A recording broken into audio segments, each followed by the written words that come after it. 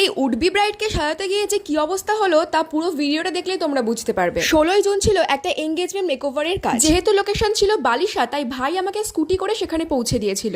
আর সেই দিদির বাড়ি ছিল বালিশা থেকে অনেকটা ভেতরে, তাই আমাদেরকে ঘুরে ঘুরে যেতে যেতে প্রায় নাজেহাল অবস্থা হয়ে গেছিল। তারপরে খুঁজতে খুঁজতে ফাইনালি আমরা বাড়িটা পেয়ে গেছিলাম এবং দিদির বাড়ি পৌঁছে গেছিলাম। আর গিয়েই ফার্স্টে এই মন্দিরটা আমার চোখে পড়েছিল। প্রথমেই ভগবানকে একটুখানি দর্শন করে নিলাম, তারপরে ভেতরে ঢুকে বাকি সমস্ত কাজকর্ম। বাড়িতে ঢুকতেই দিদি এক গ্লাস শরবত দিয়েছিল, আর সেই শরবত খেয়ে শরীরটাকে একটু ঠান্ডা করে তারপরে সমস্ত কাজকর্ম আমি শুরু করেছিলাম। আর এটা ছিল সেই দিদির বিফোর লুক। দিদির কিন্তু সেদিনকে ছিল এঙ্গেজমেন্ট। দিদির সামনের দিকের হেয়ারটা কিন্তু একটু কম ছিল, তবে ভিডিও শেষে তোমরা দেখতে পাবে এই ফাঁকা জায়গাটা কিন্তু একদমই বোঝা যাবে না।